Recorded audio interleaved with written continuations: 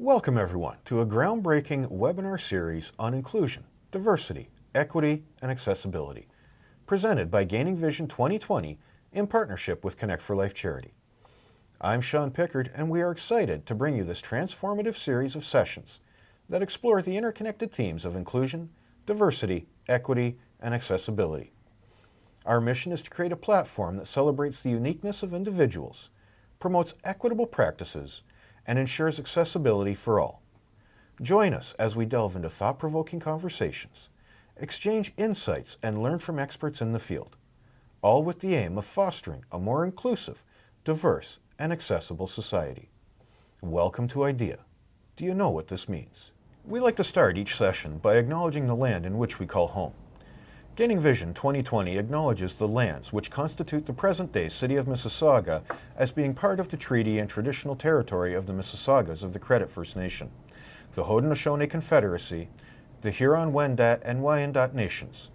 Gaining Vision 2020 recognizes these people and their ancestors as people who inhabited the land since time immemorial.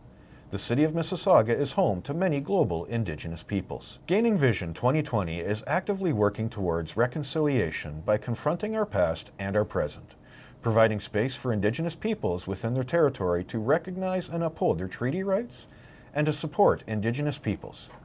Gaining Vision 2020 formally recognizes the Anishinaabe origins of our name and continue to make Mississauga a safe space for all Indigenous peoples.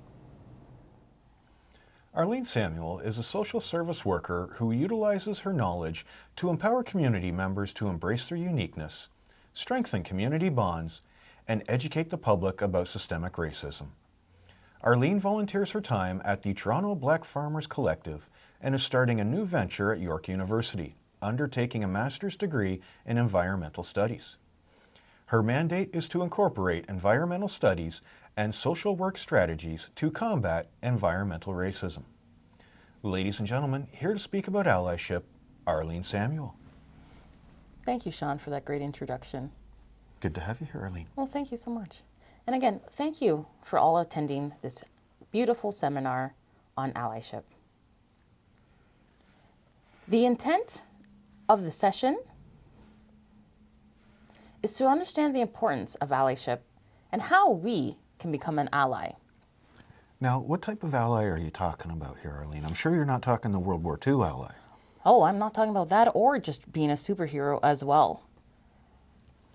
Let's save that for a little bit later, and I can give you a better description of what an ally really is. Let's dig into it later, then. Yes. Our objectives, we have 3 of them. Our first one is to understand the significance of racism and discrimination. Our second objective, understand the term allyship and other relevant definitions. And our last, how is it to support marginalized communities through allyship? Understanding racism and discrimination. When we hear that term, I feel like a lot of people think that since we are in Canada, there's not as much racism and discrimination as in the States. What do you think about that? I think a lot of people, when they hear racism, their mind automatically jumps to the South. I think you're right. Because again, a lot of media over the years have always talked about racism, discrimination from the State's perspective. But I'm going to provide us today a little perspective on the Canadian racism. But first, let's understand racism. Races are social constructs. They seek to organize society for the benefit and ease of the dominant population. Claims that there are biological fixed races, and those different races might even have different moral, intellectual, and physical characteristics. And also races can be ranked on a scale, a single hierarchy. Sean, you asked me earlier, what is allyship? Well, I'm going to provide you 2 quick definitions of what allyship is. Allies are people who recognize their unearned privilege.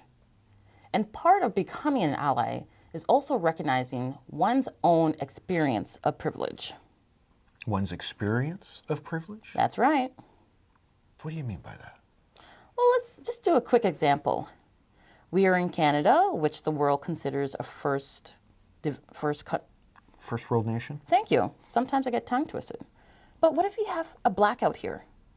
Does that affect our lives? Compared to a third world country, for example, just say South Africa, where they're sharing their electricity, and that is part of their daily life. So it's nothing to necessarily complain about. But once we have a blackout, who do we want to call right away? We're flicking light switches. We're upset. It's like, do you have a candle? Who has candles? Or a flashlight? It's a part of first world problems that we deal with. What do you think? I think it's a very good point. We get a blackout, everybody loses their minds. Everybody. And yet, there are people in other nations that are living with limited time usage, rolling blackouts, things of that nature. That's their way of life. That is right. And we lose our minds over 15 minutes. 15 minutes. When the blackout happens, it's the first 2 seconds, I say. First world problems. First world, absolutely. First world, yeah. Now, you might be wondering, how can we become an ally to marginalized communities? Well, these are 5 quick tips on how you can become an ally. As I already mentioned, understand your privilege. If you're in Canada, you have more power and privilege than someone in a third world country. Learn to listen and do your homework. If you're an individual who's not represented within a marginalized community, don't ask them to explain what's going on, why they might be upset, or their lived experience. Research your own. Find out what's going on within that community. Learn about that community. So then you can support that community in their initiatives within the community. Speak up, but not over. Don't talk about a subject matter that you might not know about. Allow the individual or the collective to talk to the public about their experience. Allow them to share their stories in a manner that is right for them. Don't assume that you know best. The 4th, stay in your lane. Just meaning, again, support the community, support an individual, understand where you come from and the privilege that you hold if you're not a part of that marginalized community. So, if I understand what you're saying here, do your research to find out what's going on, why an individual may perhaps feel that way. Yes. And then make an effort to change it. So, as an individual, we have to make an effort? Is that a question, That's Sean? a question. That's a great question. As an individual who wants to support marginalized communities, yes, there has to be an effort on your behalf as well, because you might not have recognized your own privilege and the own power that you have, because again, you're from a different population or a different community. So you might have power and privilege over the population that you want to support. So you have to do your own research. You have to be aware of yourself, your maybe also unconscious bias maybe about that marginalized community. And then support. Go there to learn, listen, again, be an ally to that community. So what you're saying is sitting back on the couch and waving a little flag isn't enough? For big change, I don't think so, no. Okay. You need to be out there, communicate with those populations. Let them know that, you know what, I am here to support you. How can I help? And understand that, of course, mistakes will happen, but recognize that you're here to help. You're not here to change who they are. You're just there to support them. And I would say the last, which encompasses everything we talked about, is do the work. If you want to support a community, support them. If they're going to go, just say, to City Hall and ask for maybe better housing, support them. Don't sit on the couch raising a flag. Yeah, I'm doing my job by supporting them through the TV. No, go with them. Raise your voice. Protest. Talk to your local MPs. Be with the people. So we have to get up and do something, folks. That's what we got to do. Yeah, you have to get up and do something with a purpose. And some allyship do's and don'ts. Well, let's think. When I just talked about the 5 tips, there's one saying, don't speak over the population. That would be a big don't. But let me just break some other don'ts down for you. Do not expect to be taught or shown. Take it upon yourself to use the tools around you to learn and answer questions. So again, do your own research. Don't ask every marginalized individual or community group what the problem is or what their experience is. Learn about them, learn about the community, and then go to them. Do not behave as though you know best. I think that might be a worldwide don't. Don't assume that you know better than another individual, because their life is totally different than your own. You might have an idea of what they're living, of how they're living, what they experience, but you don't. Ask them first. Do not take credit for the labor of those marginalized communities. Step back, let them do the work, and support them. Don't assume that every member of an underrepresented community feels oppressed. I think that's a good point to just pause and think about it.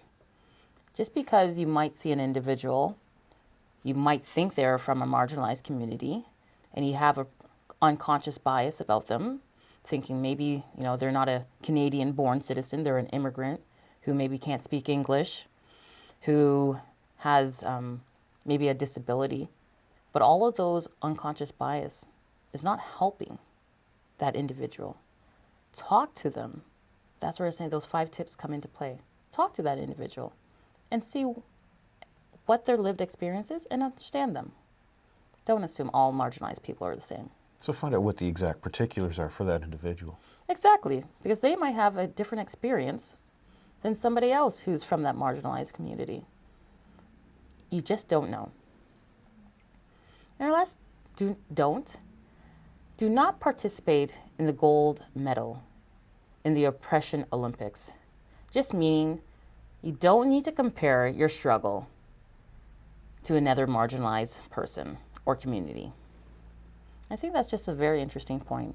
It seems like, if I'm from a marginalized community, I want to get the next step, be better, like, oh no, I am facing this hurdle. But then you would say, oh no, I'm facing this hurdle. And then you're trying to compete. We don't need that. We need support. I think that's a bit of a flaw in the human design, maybe. It could be. Because you always want to, who doesn't like gold medals, right? Yeah, everyone wants to go for gold. Everyone wants to go for gold.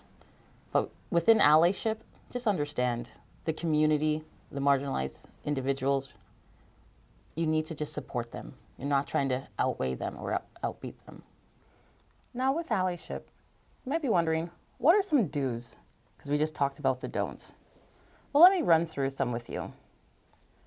Be open to listening to marginalized community members and individuals.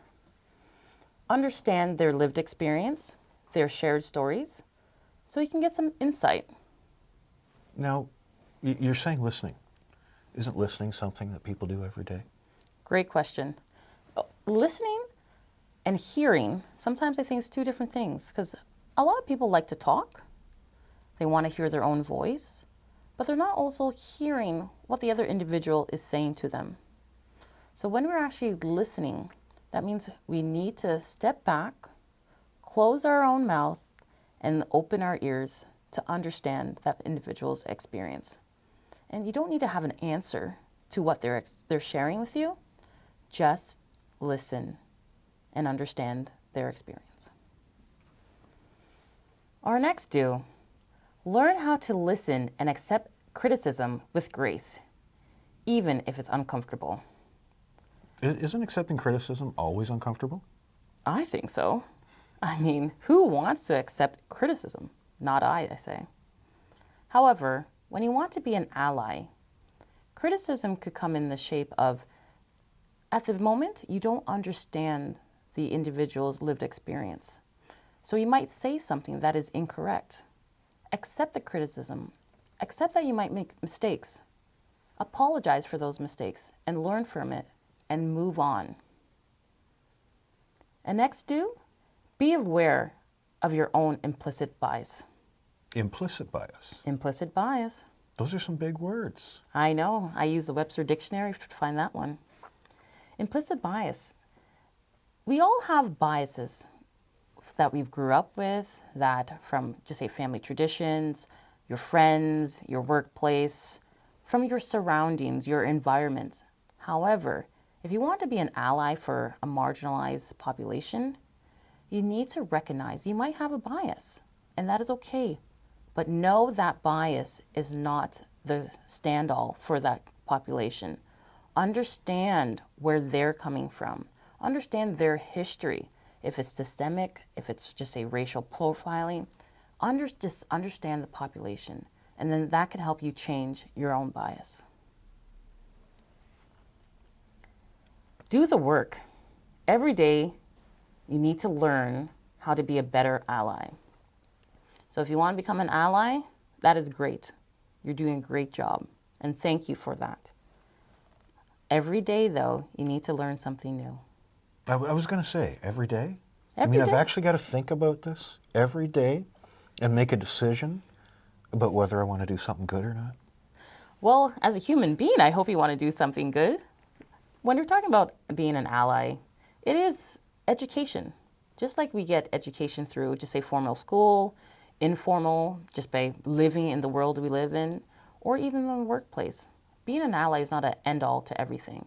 I just can't all of a sudden say, I'm an ally today, don't do any work, and then 10 years down the road, I'm like, yeah, I was an ally, but I didn't put in my work. I didn't learn anything. I didn't support the community. So yes, it is work, but there's a purpose of being an ally. And I think it's a great purpose. Our next do the inner work to figure out a way to acknowledge how you participate in oppressive systems. So this topic, this do, aligns with what I've mentioned before, and of course what you've mentioned as well. Understanding your privilege in this world compared to marginalized people. Once you start to recognize your power and your privilege, even if it's unearned, again, unearned doesn't mean that, historically my parents or grandparents have given me everything. It's just an unearned privilege that you're not aware of. And I mentioned before, if it's ableism, you're able to just go to the grocery store, open the door, because you're able, you have 2 legs. But an individual that doesn't have, just say, 2 legs, might have a harder time. So you can be an ally to that individual and fight ableism, just say policies and practices that are hindrance to other individuals. See, I've got to be honest here, Arlene, it seems like an awful lot of effort and internal reflection. Yes, you're right. Allyship is a lot of internal reflection and external support. However, if you take that on, I believe you would have a great purpose. And you can learn from marginalized communities that maybe you never actually interacted before. And you can learn what their experience and change that. You could be an agent of change with some of these dues, or all of these dues. I think that's kind of a nice, interesting human aspect to maybe engage in. Do you think I can get that on a business card? Well, I already Agent of printed it. change? I already printed it, so it's copyrighted. Sorry. I was going to try that Friday night at the bar, see if that helped out at all. Well, maybe you could use it at the bar. I'm not too sure, but we'll stick to the dues for here. Okay. Do your research to learn more about the history and the struggle in which you're participating. So again, for example, if you want to support Black marginalized communities, we all saw in the media a couple of years ago, those Black Lives Matters in the US. You could see there was protesting all across the country. People were all up in arms, and they're fighting for a purpose. You saw children, young adults, older adults, every race, gender, creed, everything was there to support an effort. And that's just to touch upon a little bit of allyship. Next, even though I said inner work, there's of course outer work. And figure out how you can be a change for oppressive systems.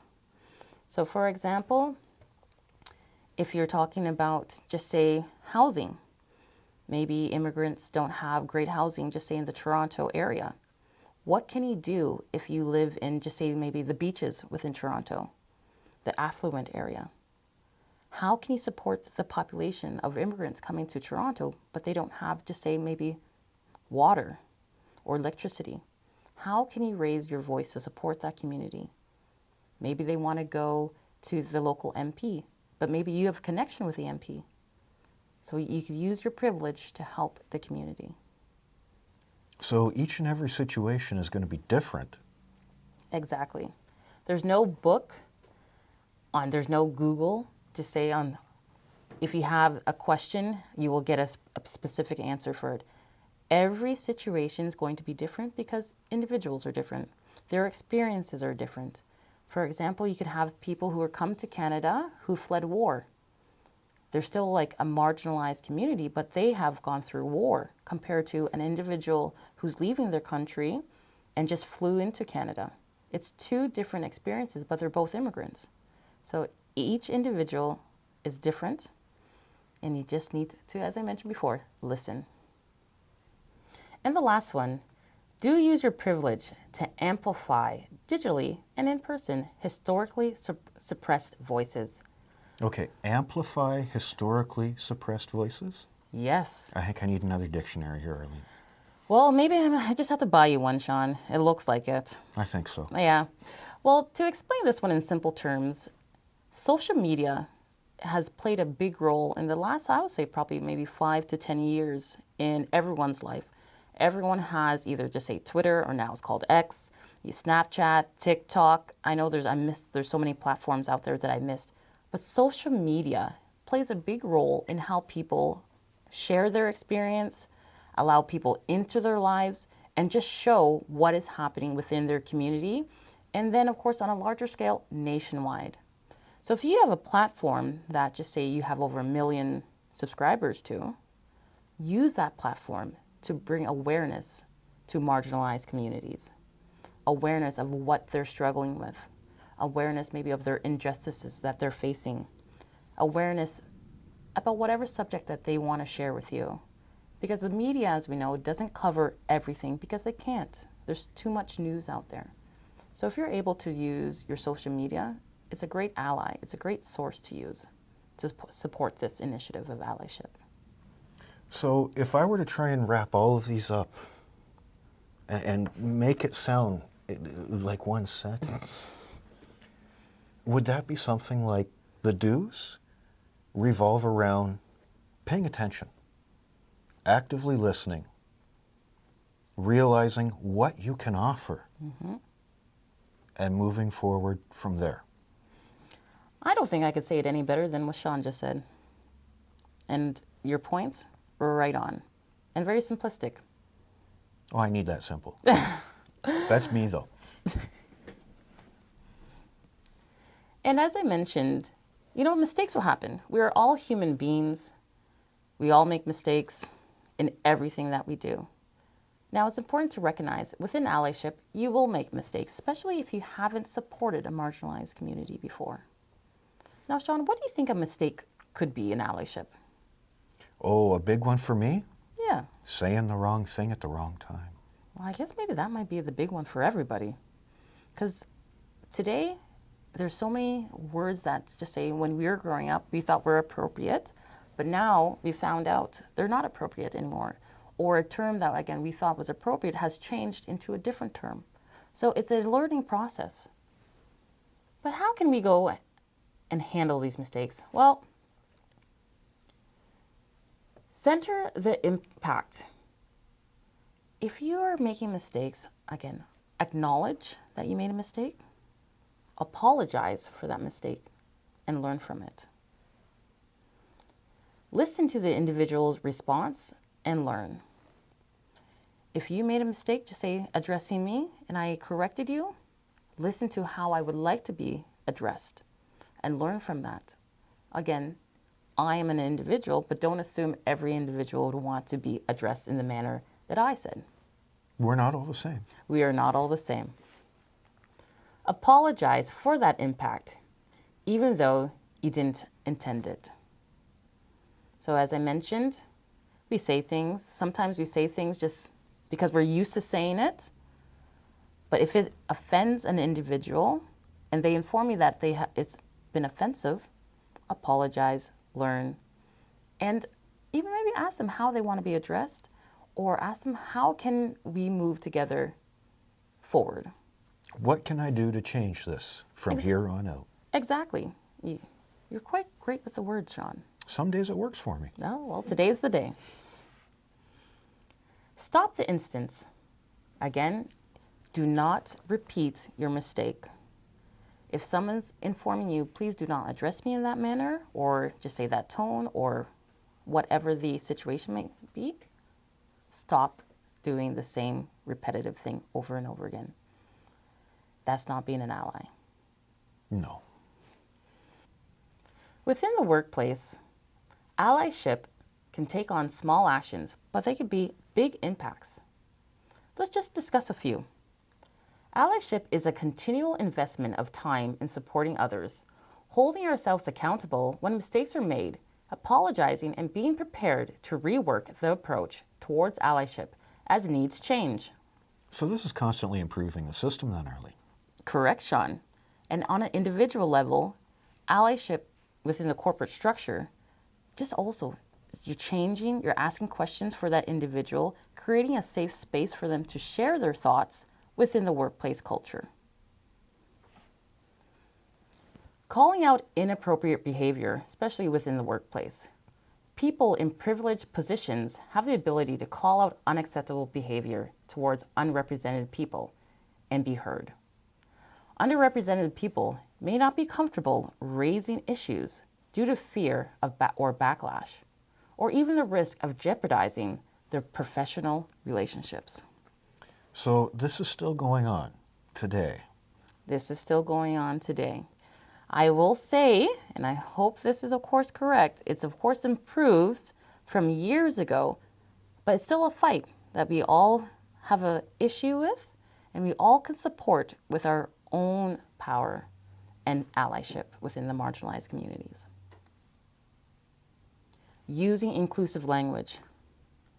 Be aware of gender terms and use language which embraces all walks of life.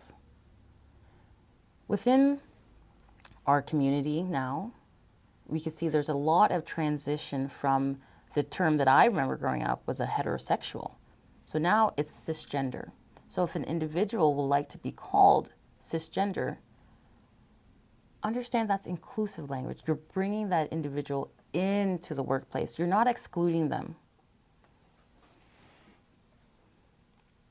And lastly, I would say rolling out unconscious biases training on a regular basis. Understand that unconscious and unchecked bias cannot and will not be fixed after one unconscious buying training session. And I think that's a great point because a lot of companies now are looking for inclusion, equity, and diversity managers to support this initiative. But it's not a one-shop, one session that you'll learn everything. Because marginalized communities, as we talked about with individuals, everyone has a different background and their lived experience is different. So having one session does not encompass everything. This has to be a continual effort on a workplace. Those are some words that I think are going to scare a lot of people here, Arlene. Continuous effort. Yes. Continuous effort. Yeah. All I could say with continuous effort is the fact that you will learn more, you can emphasize, you can have empathy, you can support individuals within marginalized communities and understand where they're coming from. And as I've mentioned with those 5 tips, you're not going to speak over them, you're going to support them. And to wrap up this session on allyship, we talked about what is allyship, how we can be an ally with those 5 tips, tips for becoming an ally, understanding racism, the do's and don'ts, how to handle mistakes, because everyone will make them. Just recognize your mistake, apologize, and move on. and of course, how is allyship within the workplace culture? And that's it for this session today, ladies and gentlemen. We would like to thank you for spending your time with us. If you are looking for more information, please reach out to Connect for Life at connectforlifecharity@gmail.com or reach out to Gaining Vision 2020 at gainingvision2020@gmail.com. That's all the time we have for today. Thank you very much. Arlene, thank you for coming in. Thank you, Sean, and thank you everybody for attending our session on allyship.